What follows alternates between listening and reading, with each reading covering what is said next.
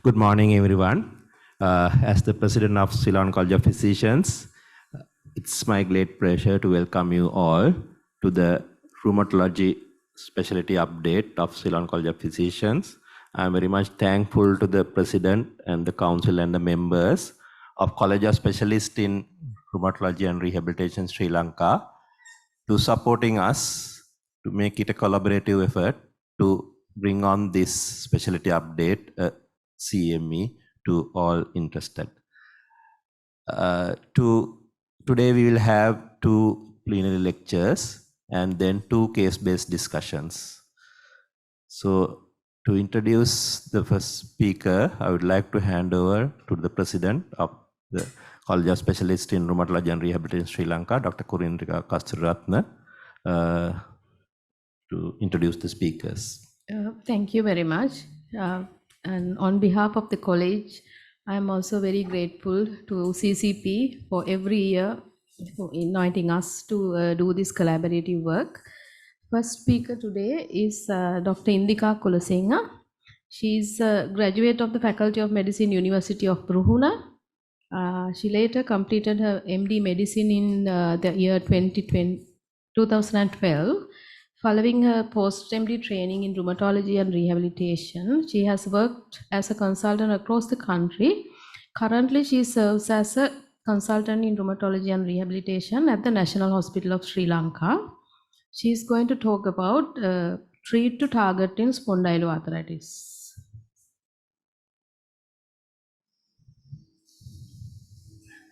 Thank you for that kind introduction, and I would like to thank the CCP for giving me this opportunity.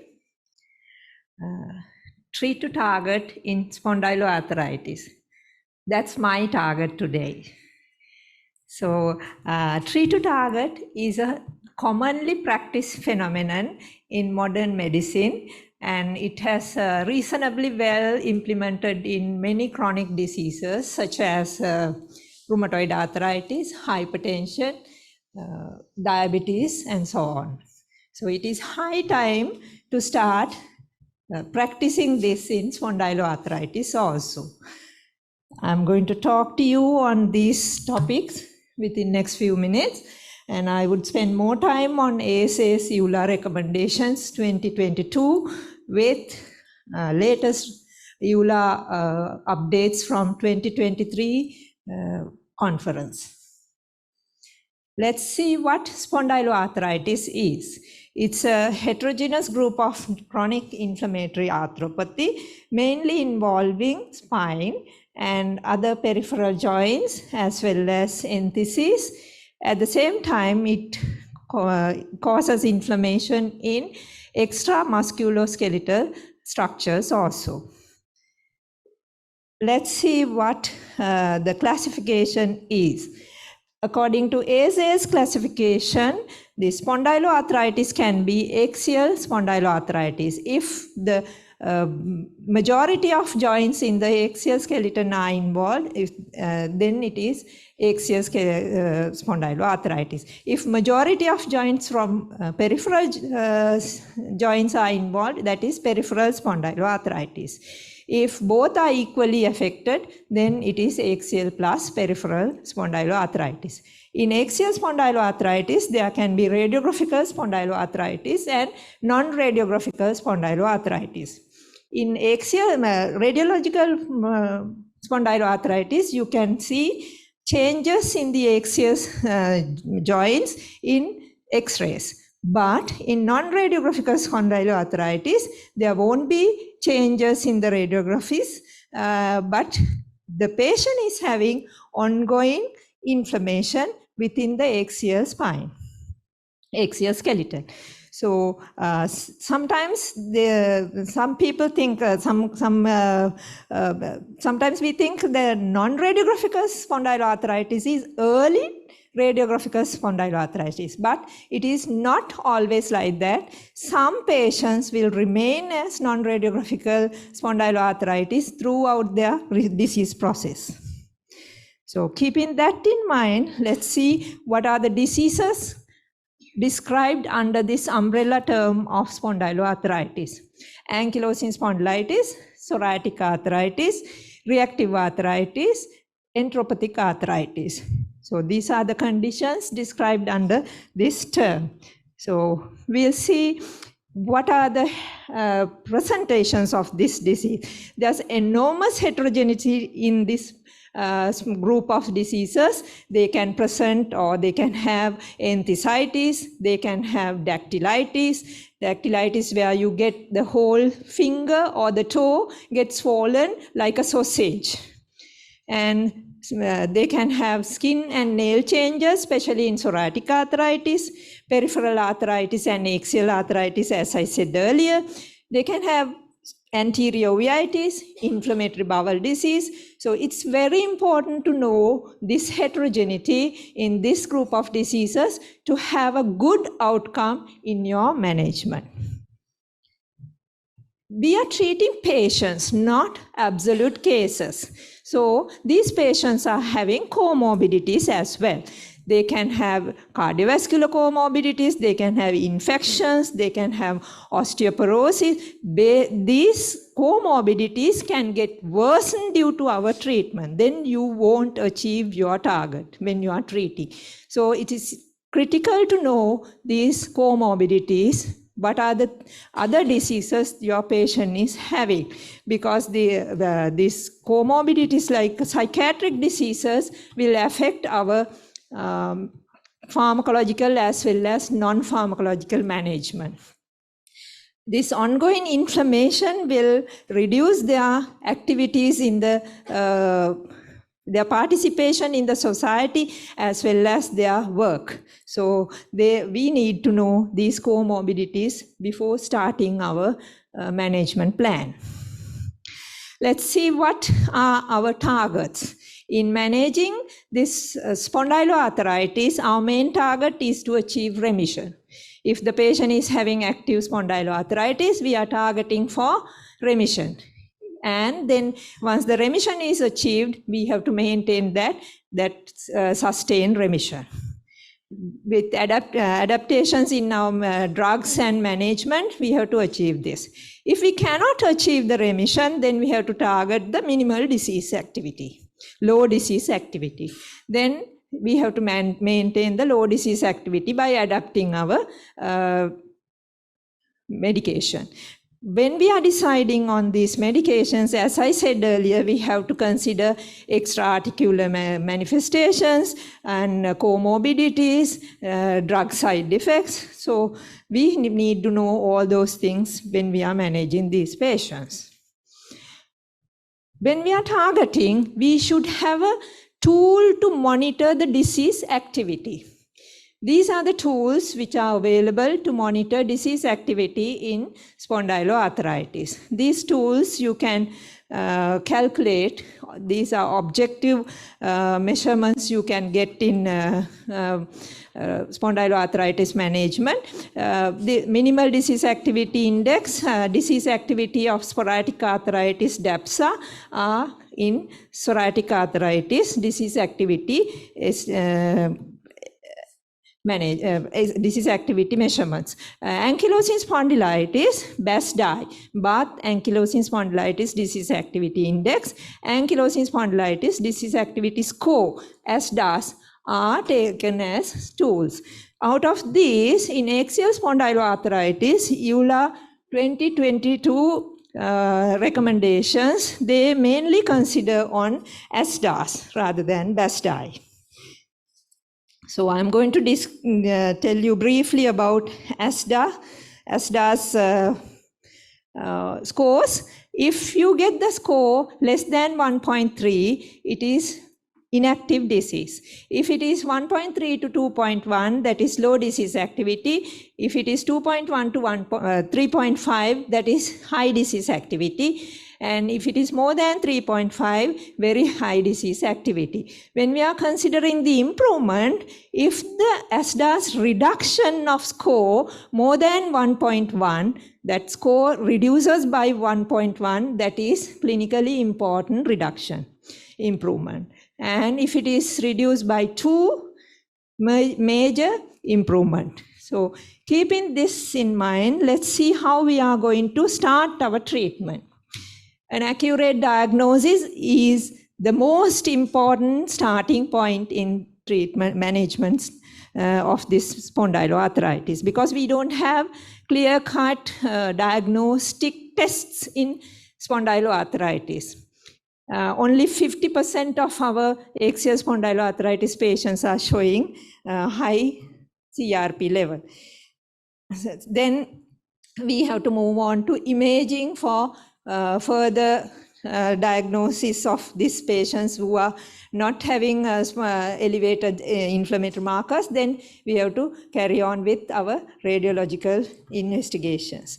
Axial spondyloarthritis, the radiological investigations are very important because there's a direct relationship with radiological progression and disease activity. Then when axial spondyloarthritis suspected patient is present, the diagnosis should be made or confirmed by a rheumatologist. It should be based on the clinical presentation, laboratory tests, and imaging. We should exclude other possible causes as in any other condition, and you should not based on classification criteria in the clinical setup, because they are classification criteria, not diagnostic criteria, so they are for research purposes. If you wait till your patient fulfill classification criteria to start treatment, you will miss a lot of cases and you will miss the critical time period which should the treatment should be started on these particular patients to arrest the disease process. Then we'll see the burden of this disease on the quality of life of these patients. It's again very important to know to achieve a good outcome in our treatment. These patients are having problems in their skin, they have body image problems, their posture is changed, their skin is affected, and they are having active inflammation, they are in pain, so their sleep is affected, and their day-to-day activities and participation in the work as well as in the society are affected. As a result, they get a lot of burden on they themselves as well as their families. So they are having anxiety, depression. All these things should be considered when we are starting our treatment to achieve a target. This is management of axial spondyloarthritis, ACE's EULA update from 2022. And we'll go by there are 3 phases, so we'll look at each phase separately. In phase 1, once the clinical diagnosis is done, you have to give all the patients should be given education regarding the disease, because this is a long running process. So you should get the patients support in management. So you should tell what this disease is and what are the available options and importance of carrying out continuous exercises like that. Then you have to stress that the patient should stop smoking, because there are a lot of studies done on this. The ankylosing spondylitis and psoriatic arthritis like diseases get worsened with smoking. When we are considering the exercises, you can refer them to physiotherapy. And the physiotherapy, they will do maintenance of joint mobility and strengthening of muscles. At the same time, we can refer these patients to occupational therapy to get their work done without any problem. They are to train them how to do their activities of daily living without any problem while having this disease. So those are non-pharmacological management aspects. If the patient is symptomatic, we can first start them on NSAIDs. If the patient improves, the pain and stiffness improve within 2 to 4 weeks, you can continue. If not, you can try another NSAID. We can try 2 courses of NSAIDs consecutively, not concurrently. right? One after stopping one NSAID, you have to start the second one. Then you can continue if they achieve the target. Otherwise, if they don't get improvement, then we have to move on to phase 2. In phase 2, if the patient is having mainly peripheral joint involvement, then we can consider local steroid treatment like intraarticular injections and sulfasalazine. If the patient is having contraindications or not responded to those things, then you have to move on to biologics and JAK inhibitors. And on the other hand, if the patient is having axial involvement purely, then straight away you have to move on to biologics rather than going behind other drugs. But this is different in Sri Lanka because we are not having biologics that easily. So we have to manage our patients with available treatment modalities until we get the biologics.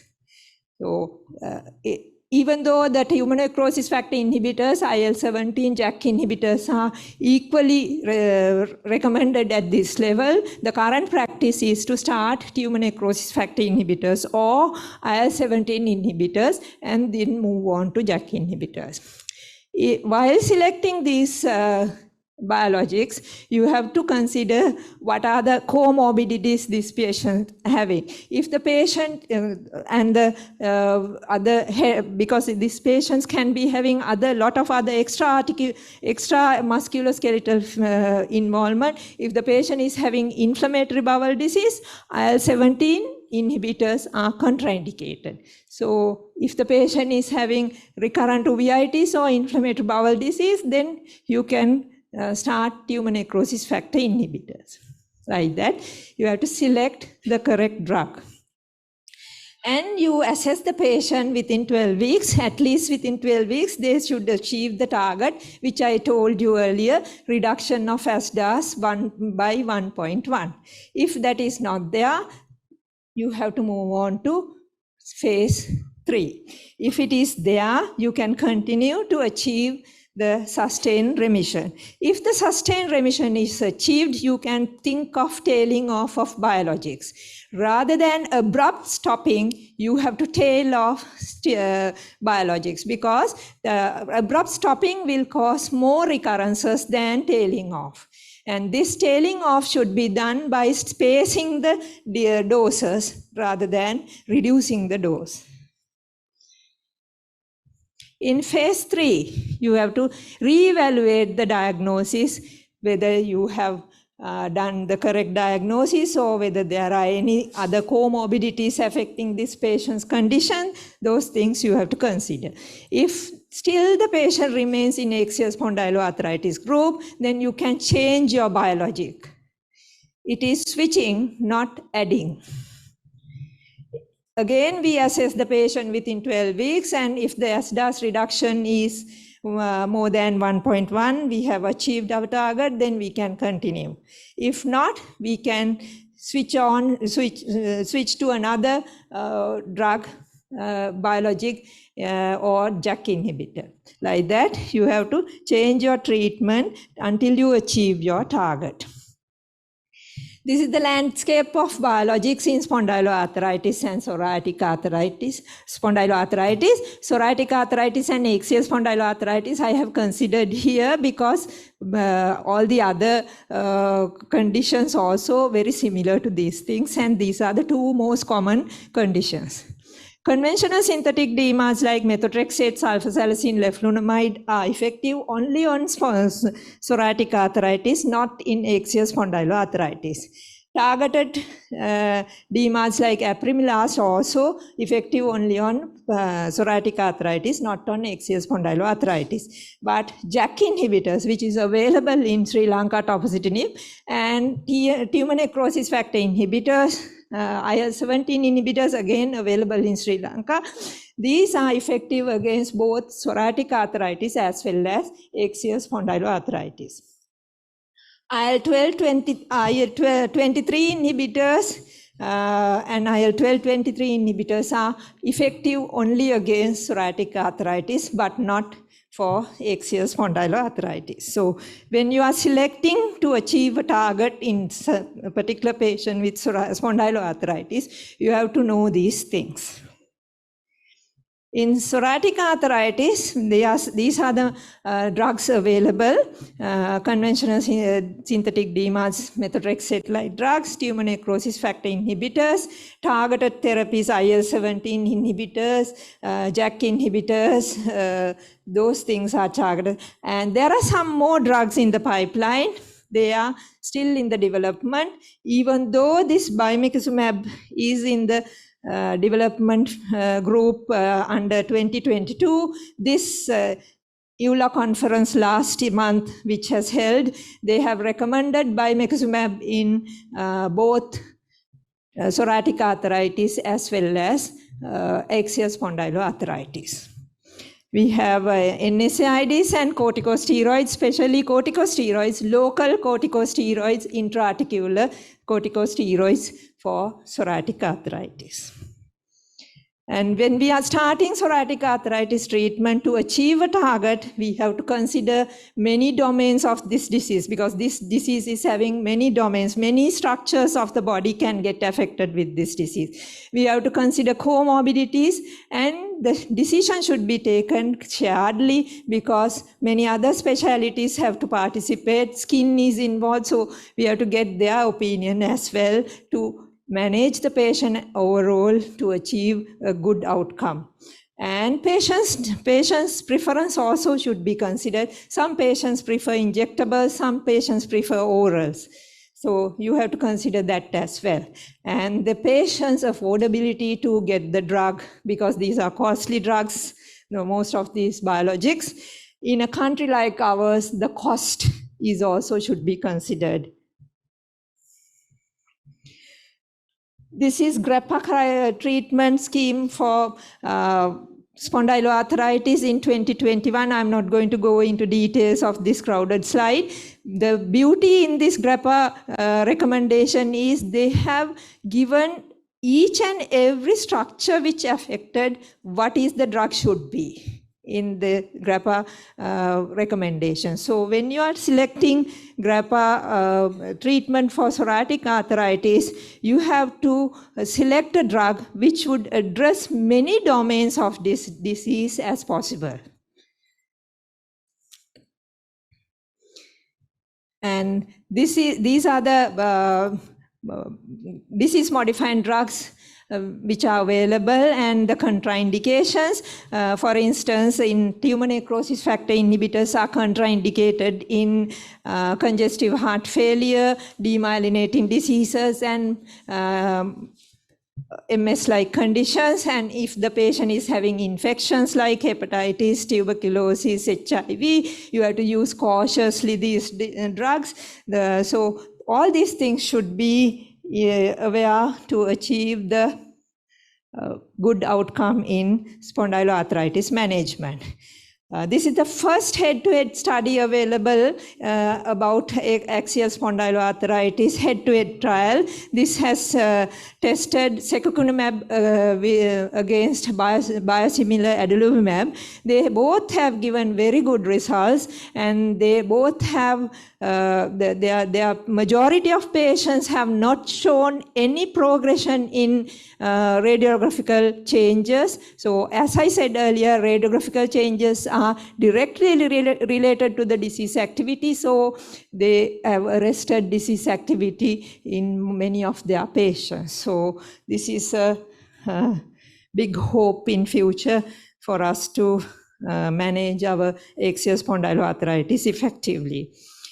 These are 5 different trials, not for direct comparison, but all these tumor necrosis factor inhibitors have shown marked disease process improvement against placebos.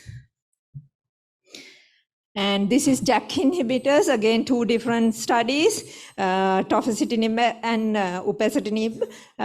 They both have shown improvement in the disease process against placebo. Then they have marked effect on the disease arrest. So in a nutshell, spondyloarthritis shows marked heterogeneity. You have to know comorbidities of the particular patient having, the burden of the disease on patient's quality of life, effects and adverse effects of the drugs which we are using, and you need to have a correct diagnosis to achieve the target, and treatment failure should prompt re-evaluation. Please don't hesitate to get expert opinion. If your patient is not responding to available biologics or drugs, then you have to see whether you are missing anything. Please reevaluate your patient's diagnosis if so. Thank you. Thank you, Indika, for that good overview of the management and how to achieve targets on these difficult patients.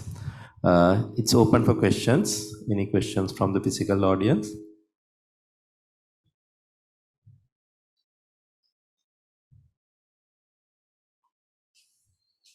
Yes, Utpala. Indika, as I can remember, when you give NSAIDs regularly, first in spondyloarthritis, though it said regularly, it is not daily, as I can remember. Is that so? I mean, even if you give it 2 to 3 times per day, if symptoms are controlled. Yes, you can give patient-tailored way, and you can arrange it in such a way to achieve the target, and it's not hard and fast as other diseases to give twice a day or once a day. What they say is the maximum tolerable dose can go up to maximum tolerable dose, so it can be from the minimal to, it depends on how the patient responds, I suppose. Any more questions? There are 2 questions at the moment from the virtual audience. Indika, one question is if the inflammatory bowel disease is present, is the IL-70s are contraindicated? Yes. Yeah. Any reason you can think of?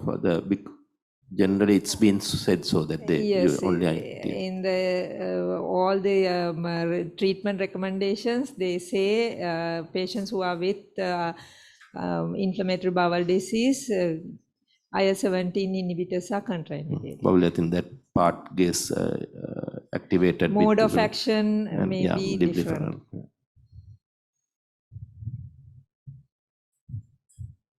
If you start on biologics, is it going to be lifelong in spondyloarthropathy? No, as I said, you can think of tailing off the biologics once you achieve the sustained remission, and the tailing off is important rather than abrupt stopping to avoid recurrences. And this tailing off should be done in spacing of the drug doses rather than reducing the dose. Any more questions? In absence of any more questions, thank you very much, Dr. Indika. There is a certificate of appreciation from the Ceylon College of Physicians. I would like to ask Gunendrika also to join me.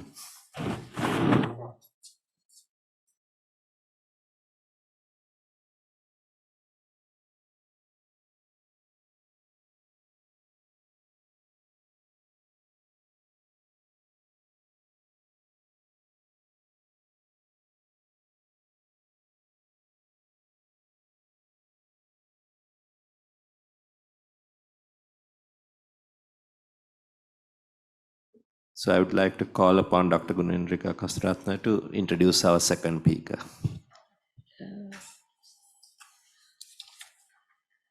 The second topic today is on an update on vasculitis done by Dr. Utpala Disanayaka. She passed out from the Faculty of Medicine, University of Peradeniya, and later selected rheumatology and rehabilitation as her post-MD training. She was board certified in the year 2013 and is currently working at the Teaching Hospital of Kurunegala. She's actually passionate about improving rheumatology care through strengthening primary care, particularly with regard to early inflammatory arthritis, and dedicates her time to research in rheumatology as well. Over to you, Utpala, to speak on an update on vasculitis.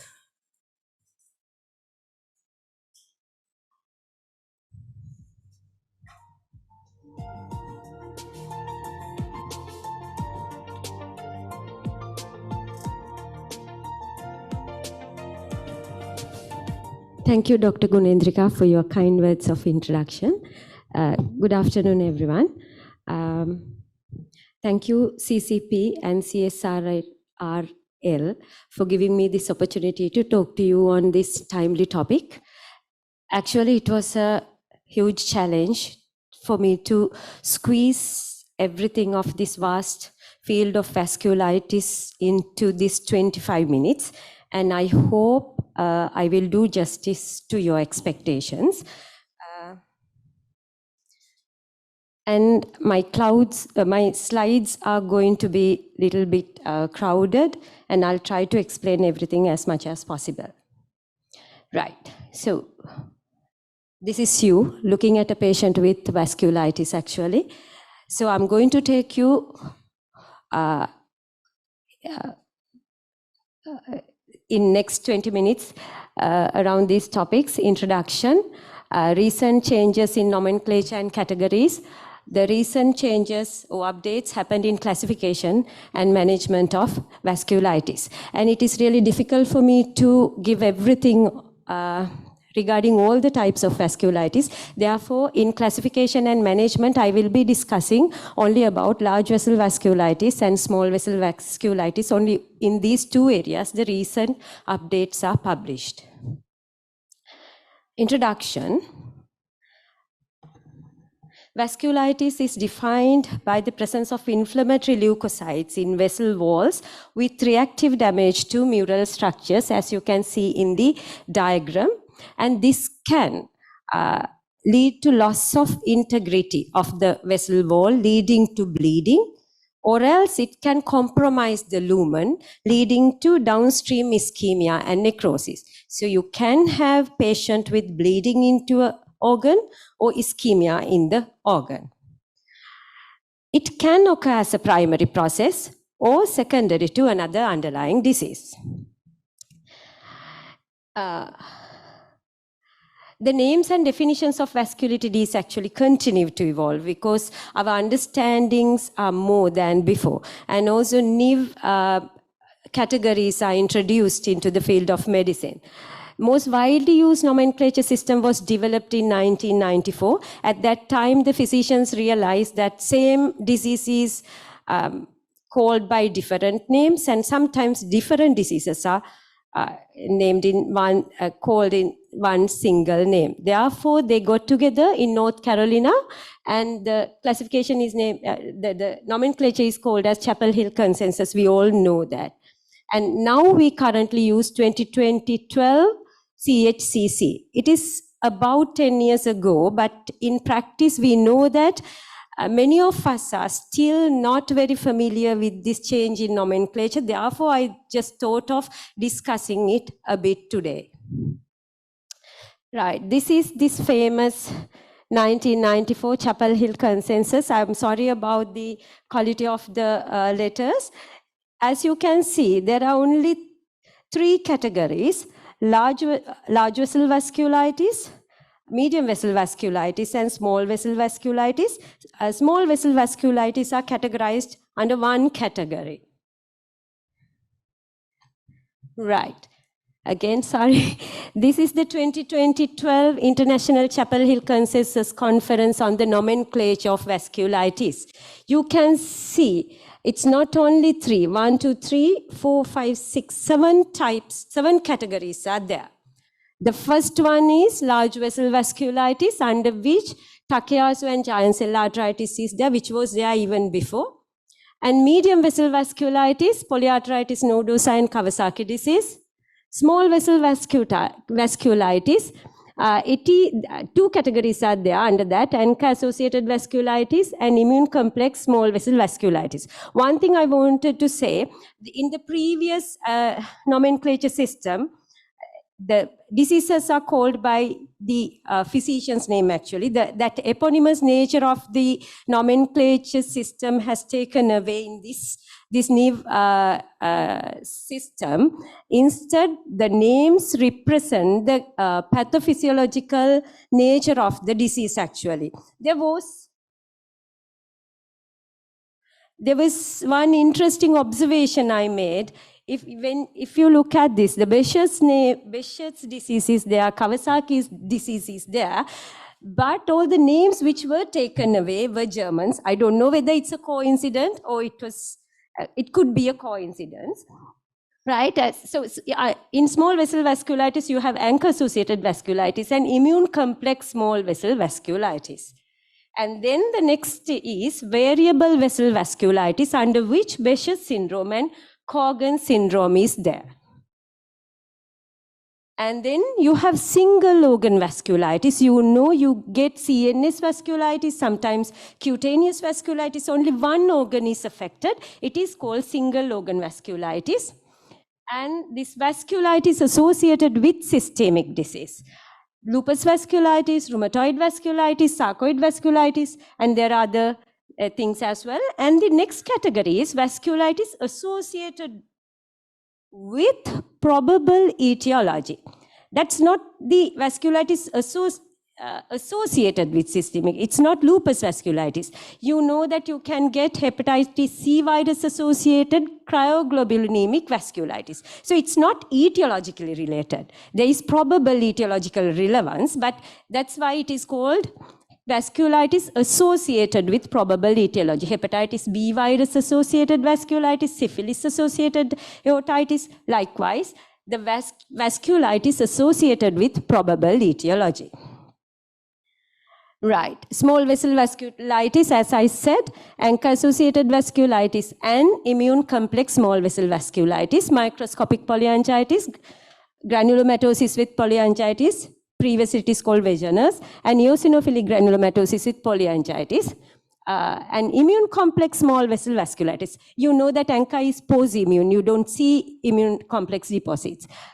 Immune complex small vessel vasculitis, antiglomerular basement membrane disease, cryoglobulinic vasculitis, Henoch-Schönlein purpura is now called IgA vasculitis, hypocomplimentemic urticarial vasculitis, anti-C1q vasculitis. You can see the underlying pathophysiological characteristics are represented in the nomenclature. Right. Okay, I think you have seen this slide. I will move on to the next one. Right. Then that's the nomenclature. Then they have, not only that, they have put forward these definitions for vasculitides adopted in this 2012 CHCC. Large vessel vasculitis, affecting large arteries more often than other vasculitides. Large arteries are the aorta and its major branches, but any size artery can be affected. So if these features are, this is the definition of large vessel arteritis. Takayasu arteritis, often granulomatous, predominantly affecting the aorta or its major branches, onset usually in patients younger than 50 years. Giant cell arteritis, often granulomatous, again, usually affecting the aorta or its major branches with a predilection for the branches of the carotid and vertebral arteries, often involves the temporal artery, onset usually in patients older than 50 years and often associated with PMR.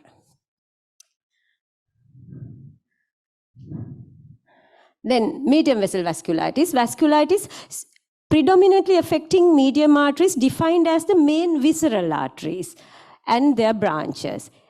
So it's not the renal artery, it's the arcuate artery, the inside the organ. These arteries are located. Any size artery may be affected. Inflammatory aneurysms and stenosis are common in medium vessel vasculitis. Right, then in small vessel vasculitis, I just skipped the type polyarthritis nodosa and Kawasaki disease definition, I think. I know. This is actually polyarthritis nodosa definition. Necrotizing arthritis of medium or small arteries without glomerulonephritis or vasculitis in arterioles. You know that they get infarcts in the kidneys, but not glomerulonephritis. Kawasaki disease is arthritis associated with mucocutaneous lymph node syndrome and predominantly affecting medium and small arteries. Coronary arteries are often involved. Aorta and large arteries may be involved. Usually occurs in infants and young children. Right, then small vessel vasculitis. Vasculitis predominantly affecting small vessels, defined as small intraparenchymal arteries, arterioles, capillaries, and venules. This is the place where the other part, venules, are affected. Medium arteries and veins can be affected. Right, then ANCA-associated vasculitis definition is necrotizing vasculitis with few or no immune deposits, predominantly affecting small vessels, that's capillaries, venules, arterioles, and small arteries, associated with MPO ANCA or PR3 ANCA. Not all patients have ANCA. Add a prefix indicating ANCA reactivity. Yeah, that's the newer trend actually. So when you mention about the name of the disease, it's always they suggest to indicate prefix using the ANCA positivity. Right. Then immune complex vasculitis under small vessel vasculitis. Vasculitis with moderate to marked vessel wall deposits of immunoglobulin and or complement components predominantly affecting small vessels. Glomerulonephritis is frequent.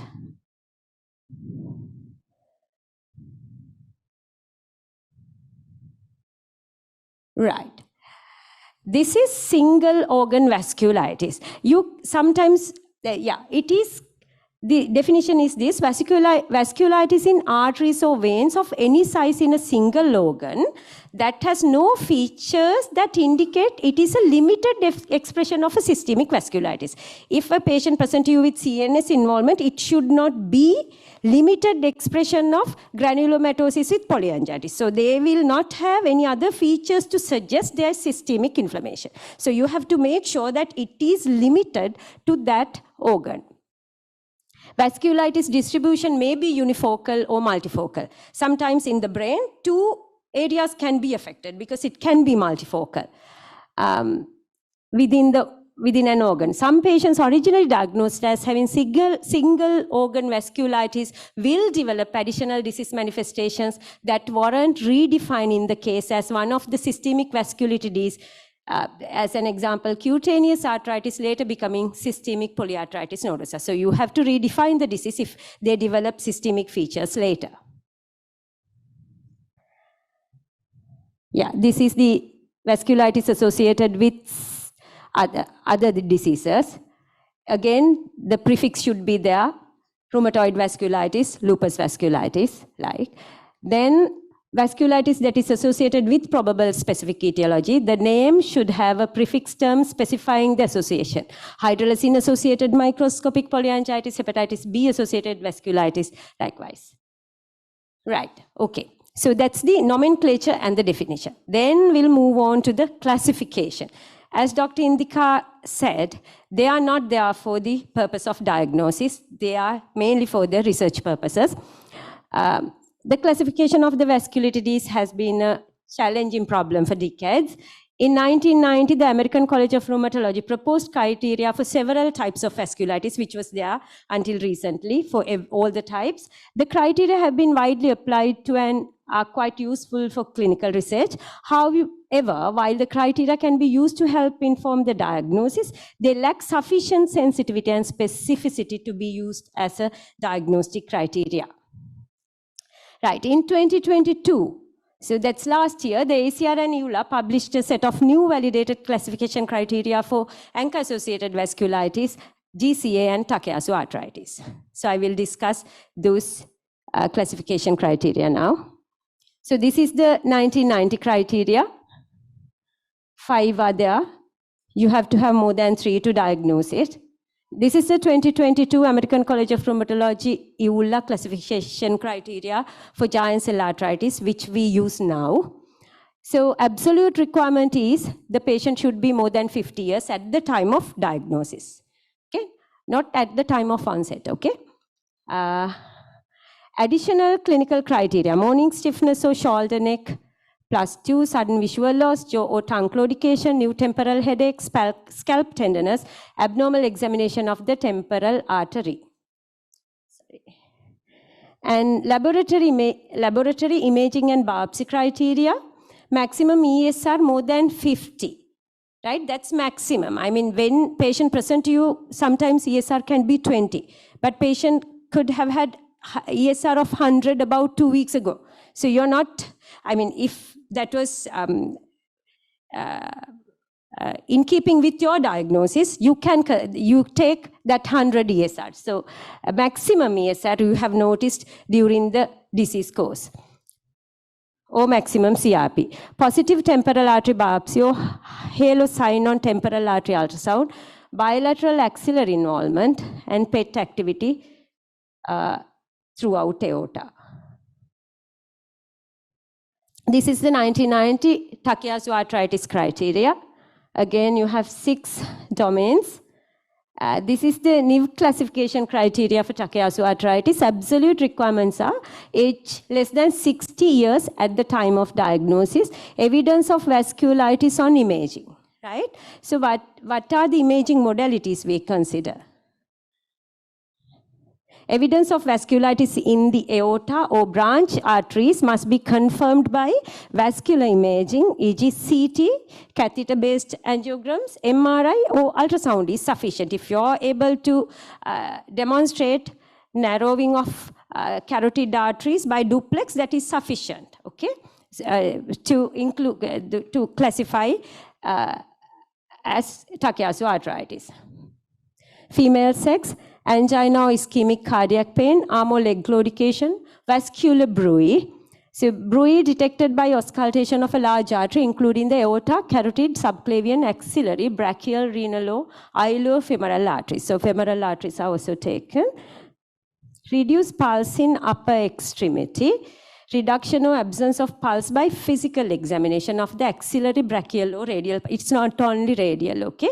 If you have suggestive features, you have to go on examining axillary and brachial pulses as well. And then carotid artery abnormality. What is the artery abnormality? Here they consider reduction or absence of pulse. So just reduction of pulse volume is enough of the carotid artery or tenderness of the carotid artery. Systolic blood pressure of difference in arms more than 20, not 10. Additional imaging criteria, number of affected arterial territories. Depending on the number of affected arterial territories, the score given is different. 1 arterial territory, 2 arterial territory, 3 or more arterial territories. Symmetric involvement of paired arteries. So,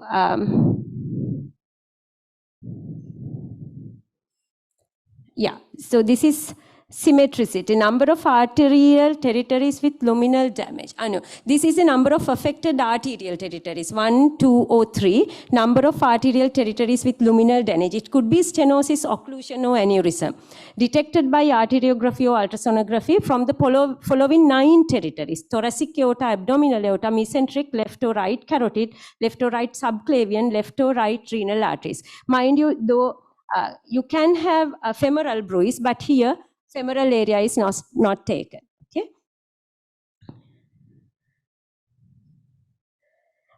Bilateral luminal damage, when there's symmetric involvement, you get 1 score, because otherwise atherosclerosis is a possibility. And luminal damage detected by angiography or ultrasonography involving the abdominal aorta and either the renal or mesenteric artery. So this is a classification criteria for Takayasu arthritis. And vaginous granulomatosis. Right. Here you can see some interesting things actually.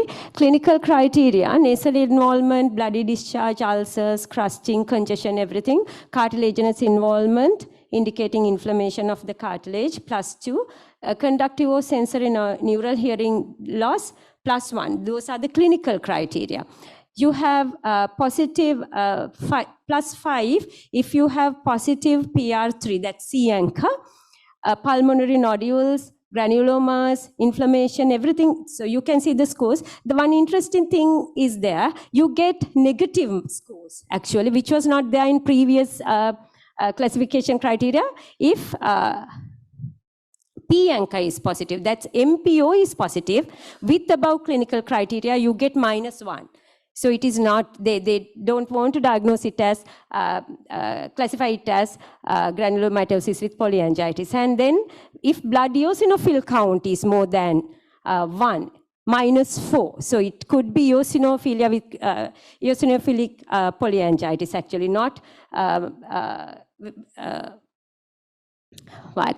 granulomatosis with polyangiitis. So it is one interesting thing you can notice in new classification criteria. This is the previous classification for Sjögren's syndrome, and this is the naive eosinophilic granulomatosis with polyangiitis classification. Again, obstructive airway disease, nasal polyps, mononeuritis multiplex. You can see eosinophilic granulomatosis in this disease, you do see peripheral nerve involvement commonly as mononeuritis multiplex than in the other two categories. And again here, if you have blood eosinophil count more than 1, you have +5. If you have positive C anchor, that is PR3, you get -3. And if you have hematuria, you have -1. So that indicates in eosinophilic granulomatosis, it's less likely to have glomerular nephritis. So your pathophysiological nature of the disease is well reflected in these classification criteria. So some of the score of more than 6 is needed for classification. Right. So while microscopic polyangiitis and granulomatosis with polyangiitis continue to be regarded as distinct entities within ANCA-associated vasculitis, they have markedly overlapping manifestations, and it can be sometimes extremely difficult to differentiate between these two diseases. There is a growing recognition that ANCA type has more prognostic and clinical meaning rather than the disease type. I think you can understand that, leading some experts to refer to MPO AAV and PR3 AAV without calling them as microscopic polyangiitis or granulomatosis polyangiitis. Now the new trend is to call it as MPO ANCA-associated vasculitis and PR3 ANCA-associated vasculitis. Many clinical trials in ANCA-associated vasculitis now stratify enrollment by ANCA type, actually. Right, this is a classification criteria for microscopic polyangiitis. It was not there before. Right, again, you can see the negativity. If patient has nasal involvement, bloody discharge, nasal upper airway tract involvement, you give minus marks. So then it is granulomatosis with polyangiitis, but not microscopic polyangiitis. So MPO should be positive, not PR3. When PR3 is positive, you get -1 score. And if eosinophil count is more, again -4. So these are the new interesting things you see in new classification criteria. Right, then I will move on to management of ANCA-associated vasculitis. The research, there was, they published this update in 2022. Right, it's what we already know, actually. There's only few things different, right? You have active granulomatosis polyangiitis or microscopic polyangiitis. The patient must be having non-life-threatening complications, or sometimes life-threatening or organ-threatening complications. The management differs according to the presence of whether it is life-threatening or not life-threatening. If patient has life-threatening or organ-threatening complications, you straight away start rituximab or cyclophosphamide with glucocorticoid pulse therapy.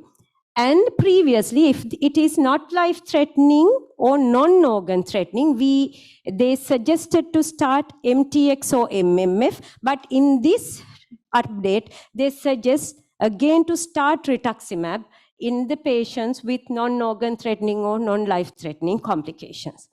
here, these are the examples of potentially organ or life-threatening manifestations. Glomerulonephritis, definitely it's organ-threatening, could be life-threatening even. Pulmonary hemorrhage, meningeal involvement, central nervous system involvement is considered as organ-threatening or life-threatening. Cardiac involvement, mesenteric involvement, mononeuritis multiplex. Mind you, it also taken as organ or life-threatening manifestation. Sometimes we tend to ignore it as a life-threatening or organ-threatening complication. Examples of manifestations that are non-organ or life-threatening: skin involvement without ulceration, myositis, non-cavitating pulmonary nodules, episcleritis. Those are the non-organ threatening or life-threatening manifestations. Right. So then still, they suggest to rituximab in both arms actually, but in non-organ or life-threatening, you can consider MTX or MMF. I think that is the thing we should follow in our context. And you combine it with glucocorticoid or avacopan. I think it is also a new addition. Consider lower starting dose of 0.5 milligram per kg per day in individual patients without glucocorticoids, when patients have no life-threatening or organ-threatening manifestations. And avacopan, in combination with rituximab or cyclophosphamide, may be considered for induction of remission in this disease as part of a strategy to substantially reduce exposure of glucocorticoids. So if it is available, if patient is having diabetes or high risk of giving glucocorticoids, you can consider avacopan instead of glucocorticoid pulses. Right, then you taper prednisolone, and then your target is to achieve the remission. If you relapse again, prefer rituximab over cyclophosphamide in relapsing disease and patients with childbearing potential, whether male or female, not only females.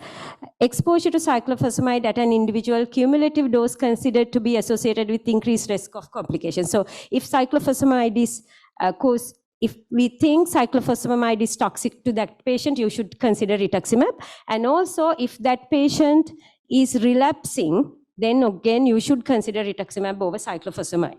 Okay? But in practice, we do see, I think sir will agree, I mean, if we need very quick response, rather than going for rituximab, we have to start cyclophosphamide because it has quick onset of action.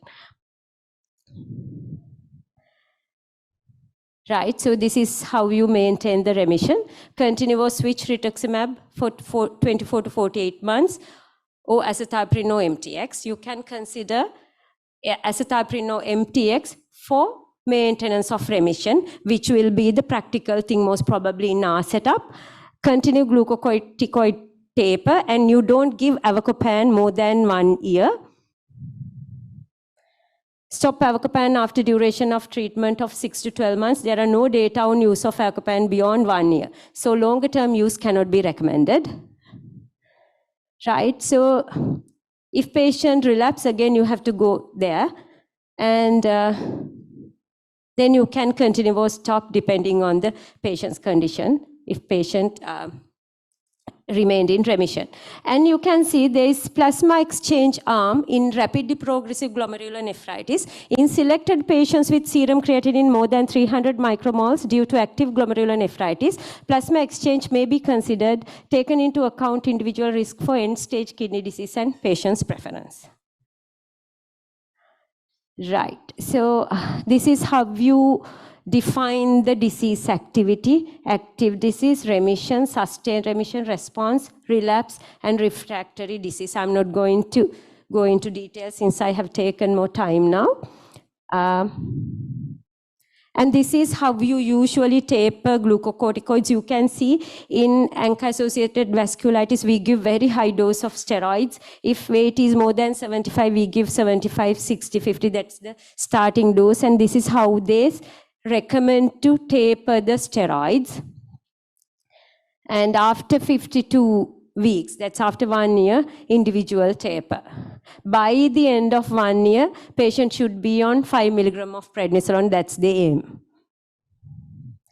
Right, so this is management of large vessel vasculitis, 2018 update. There's no much difference actually. In the first part of the slide, you can see Takayasu arthritis management. You start glucocorticoids 40 to 60 milligram per day, and you add conventional synthetic DMARDs, usually methotrexate. And then if we cannot achieve the target, then we increase the prednisolone and we consider tocilizumab or TNF inhibitor in Takayasu arthritis. So tocilizumab or infliximab. But in giant cell arthritis, though it is a large vessel vasculitis, we always consider tocilizumab in second line treatment. Actually, they have not given infliximab, the same place of infliximab in giant cell arthritis. So that's the difference between two. So since I will not elaborate much, those are the things that you should remember actually. So all these things are guidance only. We have to tailor the management according to what we have and what our patients need. And mostly considering the economical constraints. Anyway, the aim should be to achieve the remission. Right, that's it. Thank you. And this is you after the lecture. Thank you, Bala, for that good overview. Any questions from the physical audience? The names of the Germans have been taken No, sir, it's an observation I made. Yeah. So I would like to know whether anything to do with the Second World War. Yeah, because this Beşet is from Turkey. Turkey, yes, exactly. That was not removed, and there's another one. Kawasaki is from Japan. But all the Germans. Is it anything to do with the Nazis? No, yeah, I can answer that. Right. Those two found out to be associated with Hitler's Nazi medical experiments. Mainly so, writers were... writers and even veganers. So that's why they were taken off after enough evidence were found out. They were involved, though not very directly, but they were involved in his unethical medical experiments on the prisoners. So that's why, though they were very good physicians, that has happened. Thank you. Can you get giant cell arteries or PMR without high ESR? Yes. Is tocilizumab useful in both axial and... Sorry, that's a question from Indika. What is the mode of action of avacopan? That's, I'm not sure. Yeah, I have to refer that. What is the place of combined cyclosporine rituximab? Yeah, it has a place. If it is not responding, it has a place. It was mentioned in there as well. If patients are not responding, you can, in one study, which I cannot remember, it was shown that it is when single therapy is not effective, if they're relapsing, you can combine some in ANCA-associated vasculitis. You use Ritux in maintenance of ANCA? Yeah, maintenance, sir, and that's what I said, but you can use azathioprine and MTX as well. But if you use rituximab, usually steroids are not used for that long.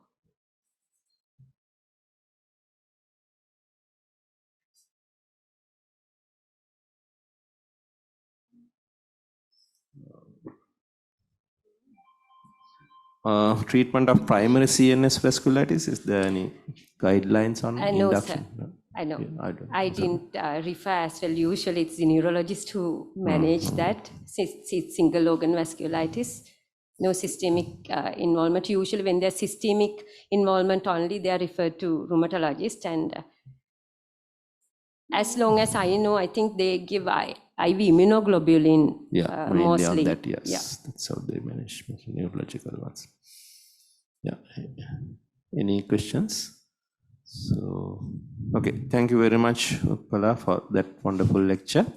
And again, we have a certificate of appreciation. Please accept.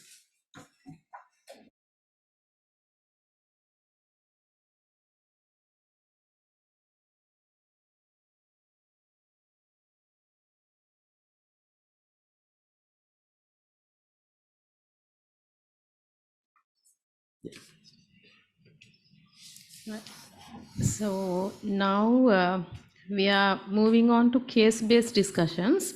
Today we have two: walking the tightrope in a patient with SLE, patient with evolving multi-system manifestations. The first case discussion will be done by Dr. Melina Disanayake and Dr. Monica De Silva. Dr. Monica De Silva is the senior consultant rheumatologist in National Hospital of Sri Lanka. She has been a past president of the College of Specialists in Rheumatology and Rehabilitation Sri Lanka as well. Her senior registrar is Dr. Melina Disanayake. She has passed out from University of Kelaniya and achieved the MD qualification from Colombo, University of Colombo. I will announce the speakers of the second case discussion as well. The second case-based discussion will be done by Dr. Duminda Munidasa and Dr. Sujani Jayasinghe. Dr. Duminda Munidasa is the current president of the CCP, and he has been a past president of the College of Specialists in Rheumatology and Rehabilitation Sri Lanka as well. Dr. Sujani Jayasinghe is his senior registrar. So I would like to invite Dr. Monica and Melina to the head table to start the case-based discussion. Yes, we'll hand over the head table to them to run the discussion from here. And more importantly, Dr. Melina is a part of the so far unbeaten CCP netball team for 2023. So we have to introduce them that way as well.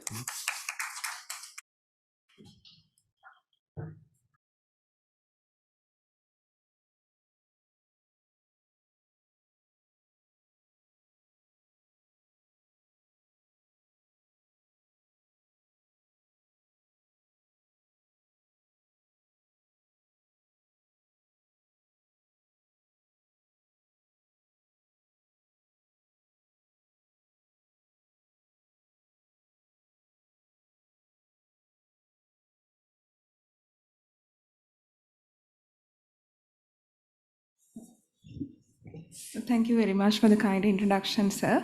I would like to thank the College of Physicians for this opportunity, as well as the College of Specialists in Rheumatology and Rehabilitation. So moving on to our topic. So you all might be wondering, what is this tightrope that we are talking about? So let me move on to the case of this patient. This is a 20-year-old female who's an unmarried online maths tutor from Vattala. So the initial presentation was to the general practitioner in June 2021, where she presented with heavy menstrual bleeding and multiple bruises for a period of 1 week. As you could see, it was a heavy menstrual bleeding with usage of 8 to 9 sanitary napkins with passage of clots. And she also noted large bruises, which was mainly involved in the bilateral upper limbs and lower limbs. So, however, the general practitioner has prescribed tranexamic acid and oral contraceptive pills with a partial response. So 2 months later, she again presents to the private sector with froth in urine, hair loss, and recurrent oral ulcers for a period of 1 month. Along with this, she also gives a history of gross painless hematuria, which has lasted throughout the stream for a period of 1 week. Together with this, there was periorbital swelling and multiple ecchymotic patches. So at the time of presentation to the private sector, there had been a thrombocytopenia, but we are not aware about the exact platelet count. And it was documented that the ANA was positive, a nuclear homogeneous pattern, which was more than 1 in 2,560. However, at the time, the dsDNA was negative, and they have performed a renal biopsy in the private sector, which revealed a class 3 lupus nephritis. During this time, she has also undergone a lupus anticoagulant antibody test, which was strongly positive, along with a positive anti-beta-2 glycoprotein and anticardiolipin antibodies. So we are talking about a patient with triple positive antibody disease in the background of SLE. So at that time in the private sector, she was diagnosed as SLE complicated with class 3 lupus nephritis, and she was managed with MMF 1 gram BD and a tailing off regime of oral prednisolone together with hydroxychloroquine 200 milligrams daily. Unfortunately, however, after initiation of therapy in the private sector, she has defaulted treatment for a period of 8 months where she had taken alternative medicine and completely given up Western medicine. So now we are going to discuss about our current presentation to NHSL, where she presented with extensive gum bleeding, heavy menstrual bleeding, multiple ecchymotic patches, and hematuria. This has lasted for a period of 1 month. However, there was no epistaxis, rectal bleeding, hematemesis, or hemoptysis, and she complained of anemic symptoms like malaise, lethargy, and exertional shortness of breath. At this time, however, there were no photosensitive skin rashes or joint pain, but there was obvious alopecia and oral ulcers for the past 6 months. There was no Raynaud's phenomenon, Zika symptoms, or proximal muscle weakness, or any skin tightening, and she denied any history of deep vein thrombosis or miscarriages.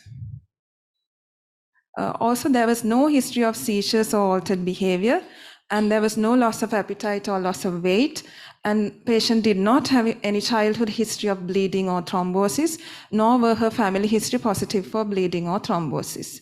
Also, she denied any features of chronic liver cell disease, and there were no drenching sweats or self-detected lymph nodes or prolonged fever. So let me go on to the examination of this patient. On general examination, she had a BMI of 26 with non-scoring alopecia. She was pale but not icteric. And at the time of examination, there were no active oral ulcers or photosensitive skin rashes. And there was, however, active gum bleeding. Also, we noticed multiple ecchymotic patches which were distributed mainly in the upper limbs and the abdomen. At the time of examination, there was no obvious periorbital edema or ankle edema and no evidence of chronic liver cell disease. So this is the picture at the time of presentation where she had active gum bleeding. It was a profuse active gum bleeding. And on cardiovascular system examination, all peripheral pulses were present and there were no pulse deficit with a normal pulse rate of 80 beats per minute and a normal blood pressure of 120 by 80 in both arms. Respiratory system examination, abdomen, central nervous system examination were all unremarkable, and musculoskeletal examination did not reveal any tender or swollen joints or any joint deformities. So let me go into investigations quickly. So on the full blood count, we noticed a hemoglobin of 4.6 with a lymphopenia of 1.1 and a platelet count of 173. And the blood picture denoted a severe normochromic normocytic anemia without any evidence of DIC. And her liver functions were normal. However, her ESR was 99 with a CRP of less than 6. Moving on to the rest of the investigations, the serum LDH was normal, so was the serum creatinine, but the UFR revealed a protein of 3+, pus cells 6 to 8, and red blood cells 150 to 200. However, there were no active casts or crystals. Her UPCR was 1.73, and the urine culture did not reveal any growth, and her complements were both low. Both C3 and C4 were low. Then, as this patient presented with bleeding, we went on to do the PT-INR and APTT, which were immensely prolonged, and thrombin time was normal with a normal fibrinogen level, and von Willebrand assay, ristocetin cofactor activity assay, and factor 8 were all normal. Unfortunately, due to resource poor settings, we could not carry out factor 5, factor 7, and factor 10 or 2 levels. But we were able to carry out the mixing studies.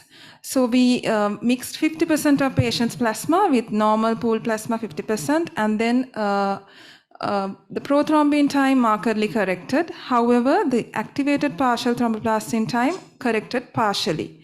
So this indicates that there is a lupus anticoagulant in blood. And also the factor deficiency, the correction of the prothrombin time indicates that it is a possibility that this is a factor deficiency secondary to lupus anticoagulant induced hyperprothrombemia. So I will hand over to my consultant to do the rest of the presentation. Thank you, Melina. So this is a young girl, unmarried girl, presenting with bleeding tendency from the beginning and found to have SLE and class 3 lupus nephritis. And she also had triple positivity of antiphospholipid antibodies. And unfortunately, she defaulted treatment and presenting to us with profuse bleeding to the mouth and the hematuria and PV bleeding. And in addition, she was on active flare, so evidenced by low C3 and C4 complements. And the positive finding was related to bleeding. There was prolonged prothrombin time and APTT with correction of prothrombin time with partial correction of APTT in mixing studies. So it's a patient with SLE. So bleeding can be due to thrombocytopenia. But her platelets were normal, and it can be due to platelet function defect. And other factors like DIC, there is no precipitating factors for DIC, or LDH is normal, and blood picture also didn't reveal any evidence of DIC, and liver functions were normal. There was no evidence of chronic liver cell disease. And is this so her prothrombin time and her lupus, she has positive lupus anticoagulant. So though its name says that it's anticoagulant, it can cause bleeding, but it's not associated with bleeding. It's associated with thrombosis. So her APTT was corrected partially. So APTT was 100 and it was corrected partially. So it is explained by the presence of lupus anticoagulant. So in that lupus anticoagulant test, what we measure is this dilute Russell Viper venom test in there. So APTT is prolonged, and after addition of normal plasma, it's not corrected by addition of antiphospholipids. It gets corrected. So that's the prolongation of APTT and partial correction is explained by presence of lupus anticoagulant. But prothrombin time was corrected with mixing studies, and it suggests factor deficiency, not due to an inhibitor.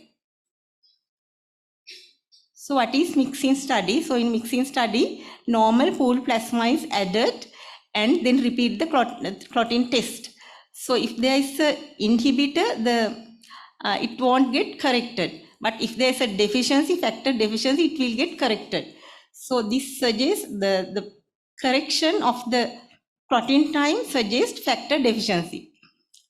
And but it's not diagnostic, and we have to measure the factor levels. But factor assays, it's done at NHSL, all the factors, but it's done once a month. So we can't wait. So patient is having active flare. We had to treat with methylprednisolone pulses, and mainly the methylprednisolone pulses, and in addition the blood transfusion because we are seeing severe anemia. So if you look at clotting pathway, so extrinsic pathway is assessed by prothrombin time. So her prothrombin time is prolonged and not corrected with addition of normal, pooled plasma. So that means there's a deficiency in one of the factors, maybe factor 7, factor 10, 5, or prothrombin, factor 2, or fibrinogen. So her fibrinogen was normal, and we couldn't get done the assay, but they are in the search literature. So, and it's not very uncommon. It's seen, not very uncommon. No, it's rare, but it's seen. So in the presence of lupus anticoagulant, so there can be hyperprothrombemia, which causes bleeding. So it's not, it can be associated with autoimmune disease like SLE, but also can occur with infection. So they are factor 2. This prothrombin is deficient because of antibodies to prothrombin. Actually, anti-prothrombin antibody is itself an antiphospholipid antibody. So, so it's associated with, whenever there is lupus anticoagulant, so there can be associated factor 2 deficiency. Factor 2 deficiency because of antibodies to factor 2, and the antigen antibody complexes clearing, causing low prothrombin levels, and it causes bleeding.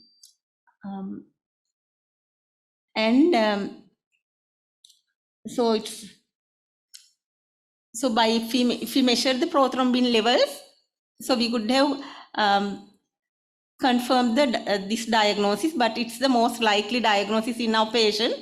And but the problem is this: so once prothrombin level is corrected, so there is clotting, there is tendency to thrombose. Okay, now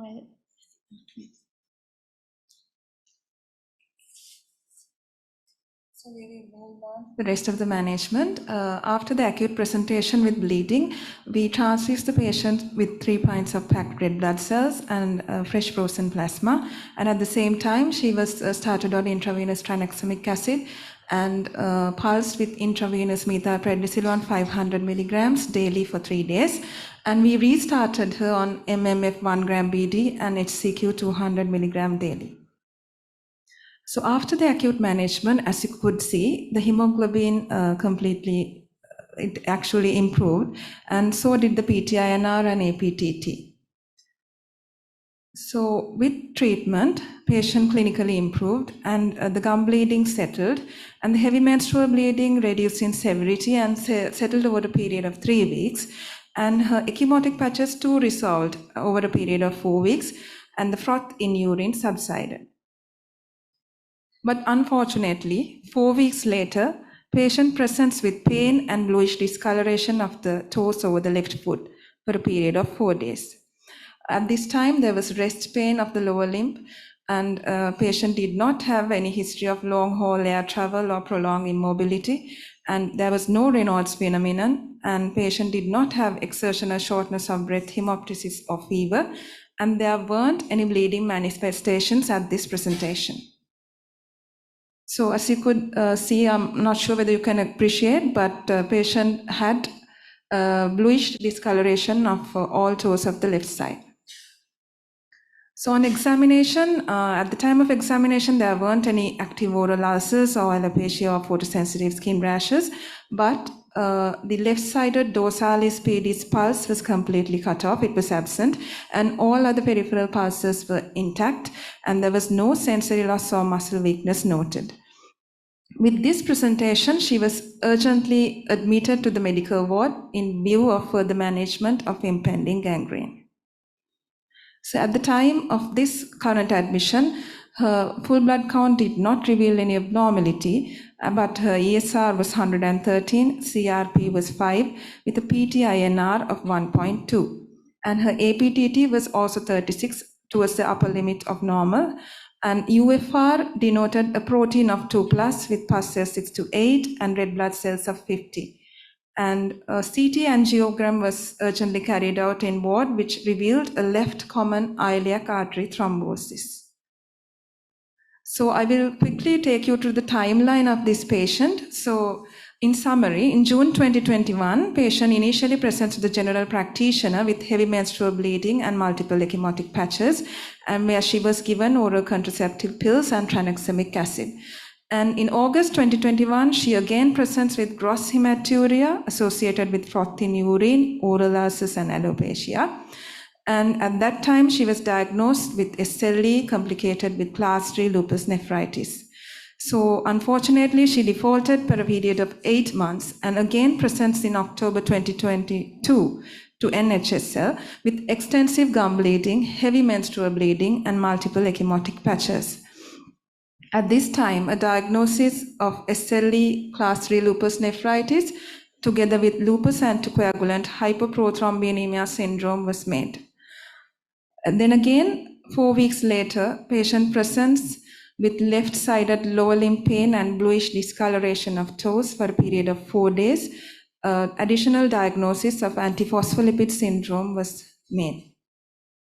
So the ultimate diagnosis at the end of our presentation is a patient with systemic lupus erythematosus with acute left common iliac artery thrombosis secondary to antiphospholipid syndrome in the background of lupus anticoagulant hyperprothrombemia syndrome. So let me quickly go to the disease activity in this particular patient.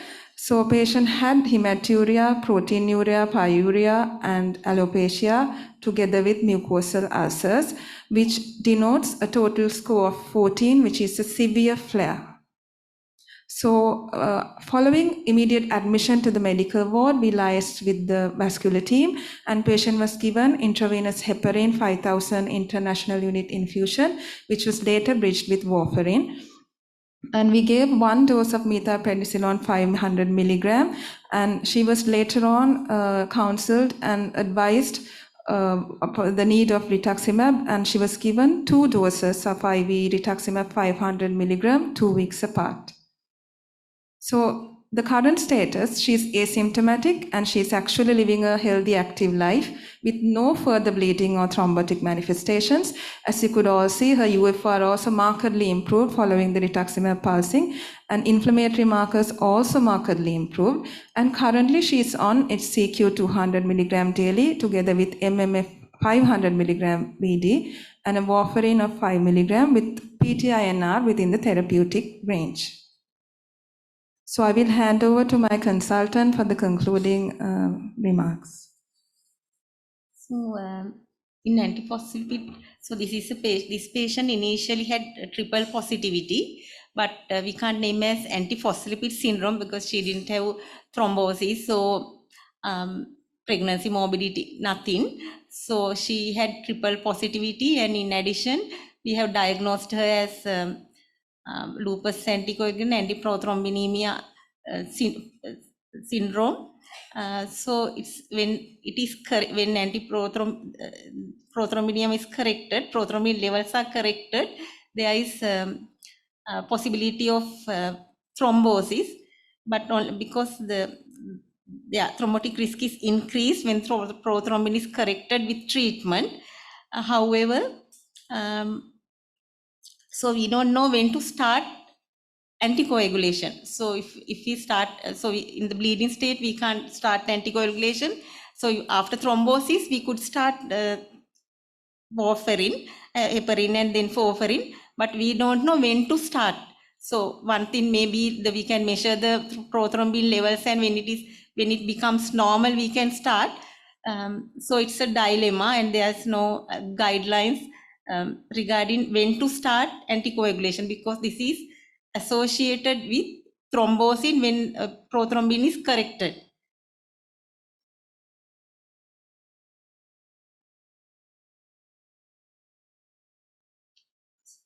So there are some case reports.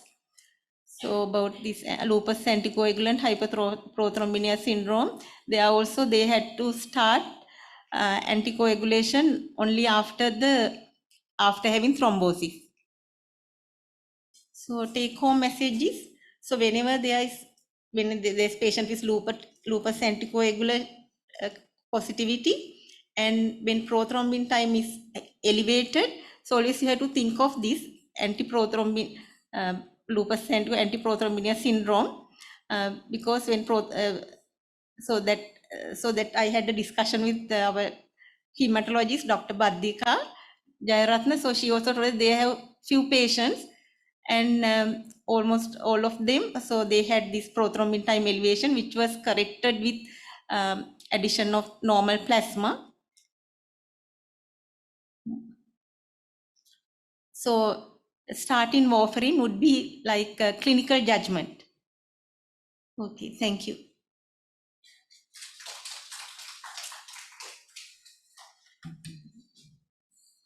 So now I would like to invite the next speakers to discuss the second case presentation. Dr. Duminda Munidasa and Dr. Sujani.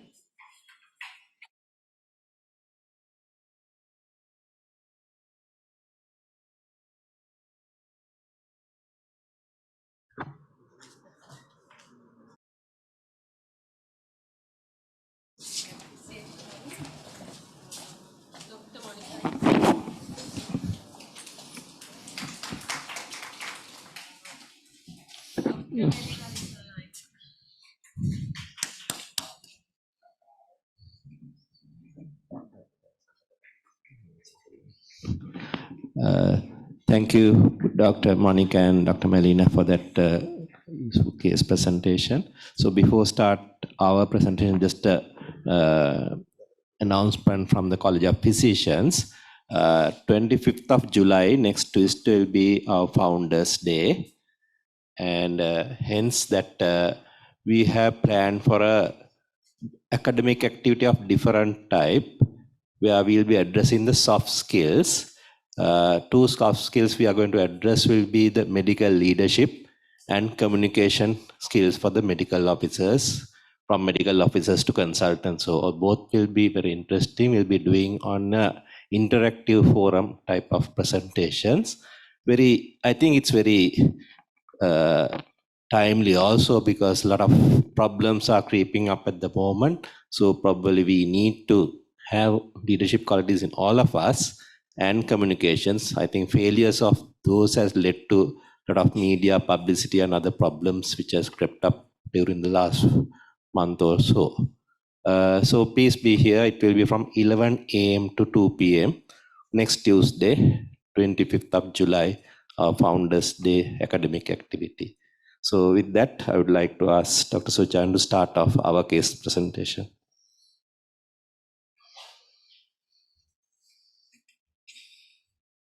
Good afternoon, everyone. Before moving to the second clinical case discussion, let me thank to the President, Ceylon College of Physicians, as well as my trainer, Dr. Dumindu Munidasa, as well as the President, College of Rheumatologists, Dr. Gunendrika Kasturiratna. Thank you very much, dear sir and madam, for giving me this opportunity. Let's move on to our case.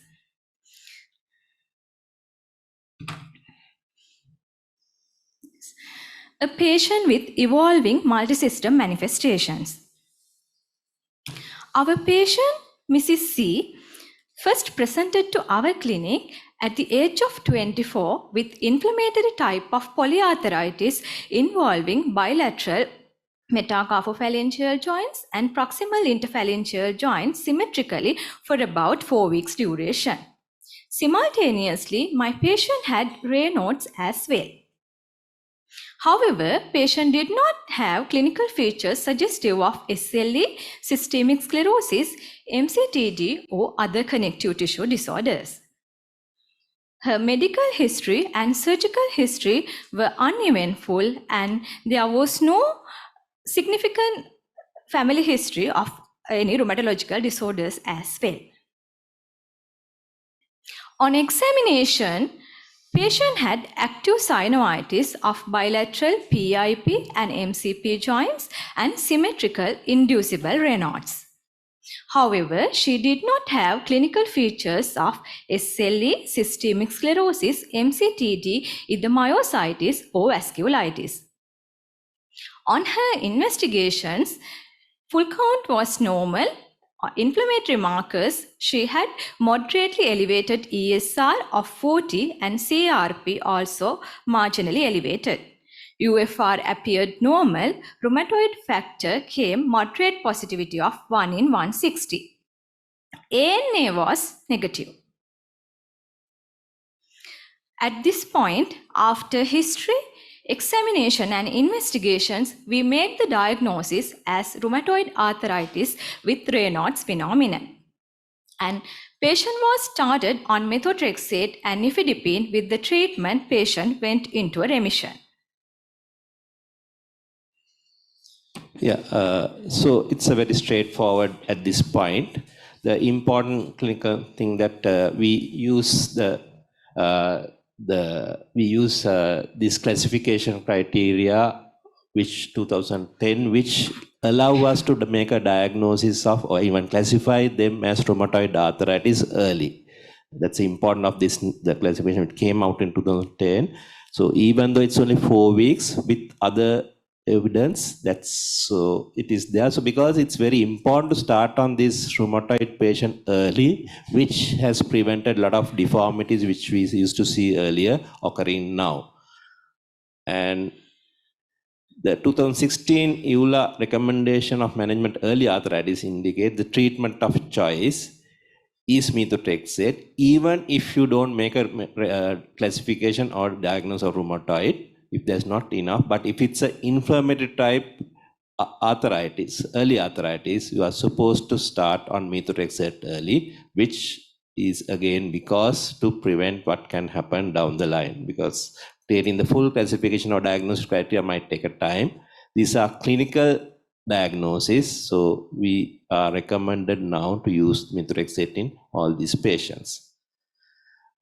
Few facts about methotrexate, facts and fictions. We know that elevation of transaminase can occur with methotrexate, but that is due to drug-induced liver injury and not as believed before as a long-term liver damage. It's very well known now. There's no methotrexate associated hepatic failure, hepatic fibrosis, cirrhosis, or death due to liver is not being associated with methotrexate anymore. So what you can do when you get a liver elevation, stop it, wait for 1 month or so before it settles, and you can always restart. Most of the time, you can continue with methotrexate. It's very important because it's a very minimal cost drug, easy to take, once a week.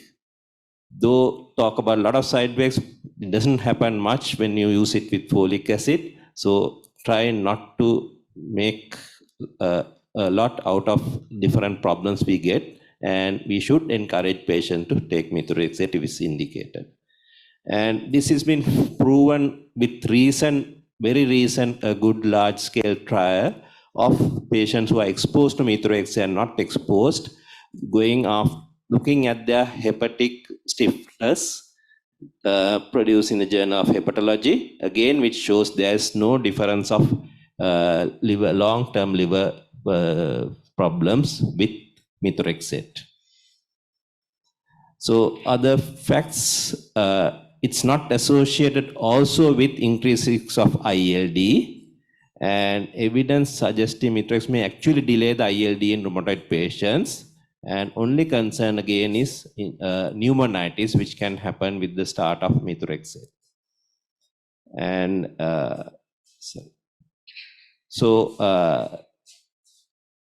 that is things that which we need to know, because we get a lot of diagnosis cards coming up saying sometimes we see methotrexate-induced liver disease, methotrexate-induced lung disease, which is well proven not to happen. Only concern is actually bone marrow suppression, which can happen, which need to have a close eye, because it can happen even down the line after using for many months. Yeah, what is that? At the age of 28, that is 4 years after her first presentation, during a clinic visit, she complained of exertional shortness of breath, which had been there for few months. However, at that point, she did not have joint symptoms, and Raynaud phenomenon also only occasional. No features of systemic sclerosis, SLE or MCTD was noted. On examination, there were no features of active synovitis, systemic sclerosis or SLE. On cardiovascular system examination, she had normal pulse, normal blood pressure, all the peripheral pulses were fair. Heart sounds were within normal limits. Respiratory examination also normal. We started to investigate the patient. Initially chest X-ray done, which was normal, followed by 6-minute walk test where she had desaturation. We referred the patient to respiratory team. They arranged lung function test where she had restrictive pattern, followed by HRCT. She had non-specific interstitial pneumonia pattern of ILD in both lung bases. In 2D echocardiogram, she had only mild pulmonary hypertension with normal ejection fraction. At this point, the diagnosis was modified as RA-ILD with pulmonary hypertension. So there are many causes of the rheumatoid arthritis can cause a lot of lung problems. Commonest would be actually pleural effusions, which are most of the time we may not be even detecting. But important part will be parenchymal lung disease, which can be UIP, NSIP, OP, or even lymphocytic infiltration pneumonitis. It can also involve the vasculature of lungs. So there are many things which in a rheumatoid which can lead to shortness of breath involving the lung disease. So which you need whenever they complain of a shortness of breath, need to investigate thoroughly, even though the initial chest x-rays and lung, even when you get normal examination findings. And so RAILD has a presence of about 10 to 30% of rheumatoid patients. But what they found is dose dependent. People who are on more than 15 milligrams of equal or more than 15 milligrams of methotrexate have a lesser chance of getting ILD, as that I said mentioned before. That it may be it prevent the ILD occurring.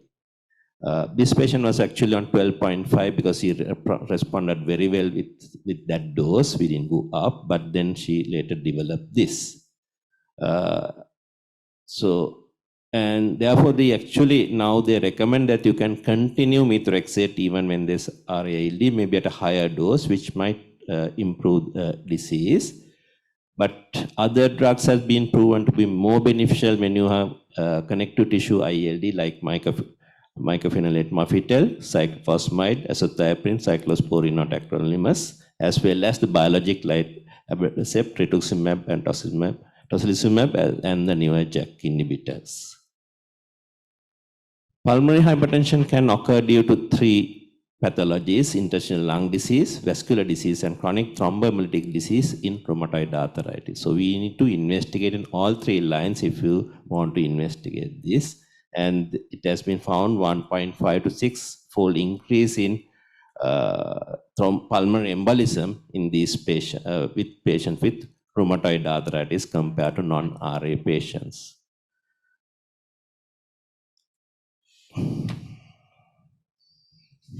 Considering patient's ILD, we changed her treatment profile. MTX was changed to azathioprine and simultaneously started on prednisolone. While awaiting for the evaluation of pulmonary hypertension, unfortunately, patient was lost to follow-up. At the age of 29, that is 1 year after that, she represented with complaining of worsening shortness of breath. To the echocardiogram, that time she had declined ejection fraction of 45% and moderate pulmonary hypertension, which was initially mild. We arranged repeat HRCT, where she had progression of NSIP pattern of ILD, 25% of lung. CT pulmonary angiogram arranged, which came normal. Her ventilation perfusion scan findings were in favor of chronic pulmonary embolism. As shown in this picture, you can see photopenic area in segment 1, 2, 3 of right lung, suggestive of chronic pulmonary embolism. At this point, thrombophilia screening also arranged, including APLS test. Those were negative. She was commenced on warfarin and INR was maintained within the therapeutic index between 2 to 3, and sildenafil also added because of pulmonary hypertension. In a year later, that is at the age of 30, patient presented with another set of new clinical manifestations. Patient complained of myalgia, mainly involving proximal muscles, and simultaneously lots of GORD symptoms and mild facial edema with periorbital puffiness. And same time, she had hand puffiness, finger edema, and worsening of Raynaud's. In addition to that, she complained of severe pain and discoloration of her right big toe. On examination, she had facial puffiness and bilateral pitting type of ankle edema. On musculoskeletal system examination, she had finger edema, severe Raynaud's involving both upper limbs and lower limbs, and necrosis of right big toe as shown in this picture. This is the actual picture of my patient. She had tenderness of muscles in the upper limbs and lower limbs, proximal girdle with grade 4 power. Cardiovascular system examination, all the peripheral pulses were failed, but she had loud P2 in pulmonary area. Respiratory system examination, she had bilateral basal crepitations. On further investigations, she had very high ESR of 100, CRP moderately elevated, which was 50, and INR was maintained within the therapeutic index. At this point, we wanted to exclude thromboembolic disorder causing big toe gangrene. So initially, we arranged lower limb arterial Doppler followed by angiogram, both were normal. 2D echocardiography did not reveal any thrombus in the heart. On further investigation, urine full report revealed 3+ of proteinuria. However, there was no RBCs or cast. Urine albumin creatinine ratio found to have nephrotic range of proteinuria, which is 3.5. That point, we wanted to carry out a renal biopsy. However, unfortunately, patient did not give the consent. CPK was elevated to 1000. On further investigation, we wanted to repeat ANA. The repeat ANA came positive more than 1 in 100 with coarse speckled pattern, but negative for nuclear pattern.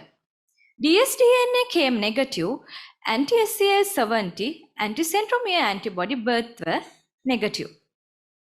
UNRNP antibody came as high positive titer, which is more than 1 in 10,000. At this point, considering all the clinical manifestations which were over few years, we made the final diagnosis as mixed connective tissue disease. I would like to bring out a few points about ANA testing itself now, because there's a lot of confusion, it seems to be, especially with trainees and physicians, about getting ANA positivity. So remember that you have to test the ANA only if there are indications of a connective tissue disorder or features in clinical history at the examination. Because otherwise, doing sometimes to different just body pains, you will get into a problem of how to interpret it. And interpretation of ANA should be also done using the titer and the staining pattern. Both are now in good laboratories, will be given to you. Cutoffs can be 1 in 80 for the titer, but for most of the time for the SLE and things, I would rather have at 1 in 160 at a cutoff.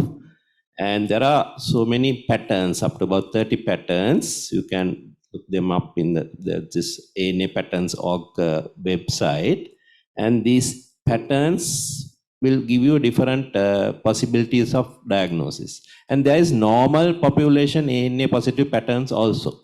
So need to remember that. So rather than running away with because ANA is reported as over 1 in 100, don't make the patient scared. Just look at these stains and see whether these patterns associated with a specific problem and whether those features are there in that your patient. Otherwise, so only that we should take it as a positive test for that patient.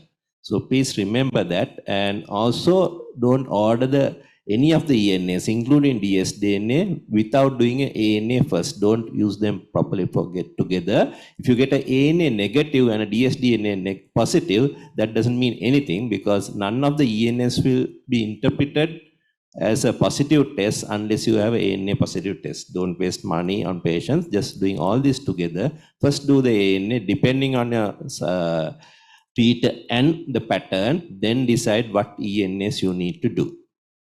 Let's do some practical things that we need to know at this point.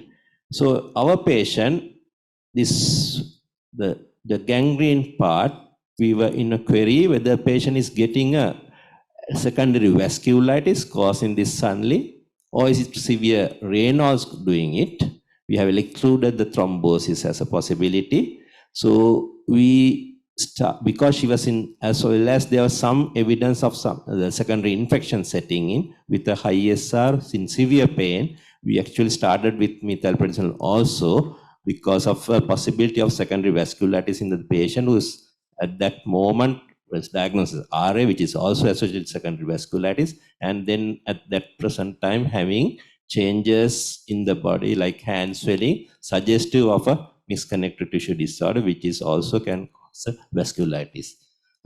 With that plus bosantin, which is started for Raynaud's, subsided the problem, especially with the high ESR CRP started with steroids plus antibiotic. Actually, ESR started dropping very quickly, so probably there was a vasculitic evidence as well. But the pain persisted mainly, so it responded only to the bosantin we used, bosantin that we use, and that worked for her. And then azathioprine was converted to MMF due to involvement of multiple organs, including a nephrotic range of proteinuria, which we couldn't get a biopsy. And that also normalized, which is the start of treatment of steroids and the MMF.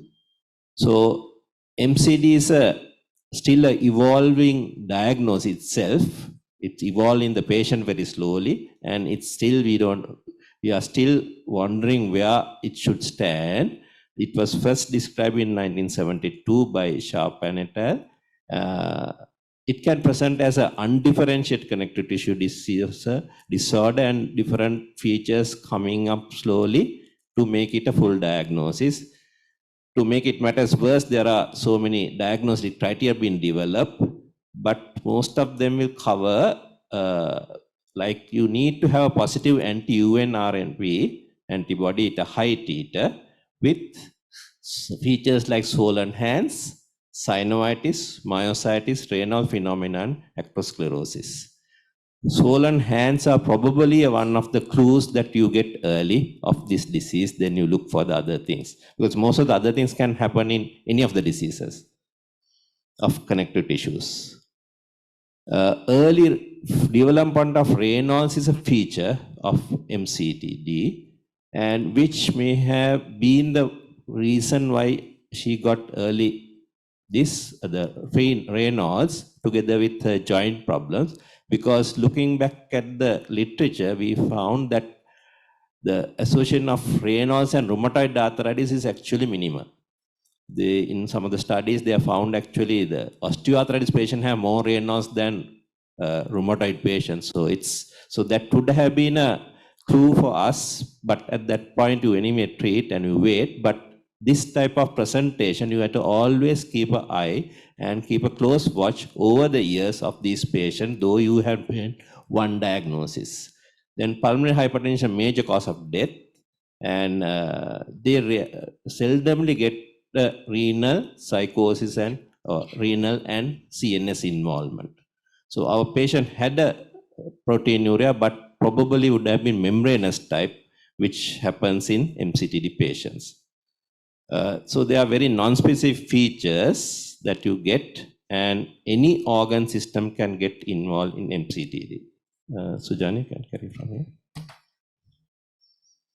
When you talk about pulmonary involvement, which is reported in 75% of patients with MCTD, mainly ILD, NSIP pattern, and pulmonary hypertension. In addition to that, they can have pleural effusions, pleuritic pain, alveolar hemorrhage, and thromboembolic disease, which seen in our patient as well. In vascular involvement, also commonly seen in MCTD, mainly Raynaud's phenomenon. It is typically seen in as an early feature, and 50 to 90% of patients can have the Raynaud's phenomenon on presentation. Almost 99% of patients will have during their follow-up. In the absence of Raynaud's is doubt the diagnosis. Muscle involvement as well. Muscle involvement also a well-known feature in MCTD. Myopathy clinically and histologically is identical to polymyositis. Myalgia is a common symptom, and importantly, in most patients, though they have muscle involvement, no demonstrable weakness, EMG findings, or elevation of muscle enzymes. When you talk about kidney involvement, it is seen in 25% of patients with MCTD. The absence of severe kidney disease is a hallmark of MCTD. It's not like in SLE. But membranous nephropathy is the most common findings. In addition to that, MCTD patients can have tubular interstitial nephritis, mesangial-proliferative glomerulonephritis, and hypertensive crisis similar to scleroderma renal crisis. Rheumatoid factor positivity can be seen in 50 to 70% of patients with MCTD. In anti-citrullinated peptide positivity only seen in 50% of patients. Yeah, so in summary, we have this patient over a period of 6 years, progressing to a different, starting as a rheumatoid to a totally different disease down the line. From I think 28 to 29 years of age, we actually lost her to follow up due to COVID pandemic. So in that time, actually, her lung problems and the heart problems got worse. If we have detected and treated, could have been a better option for her.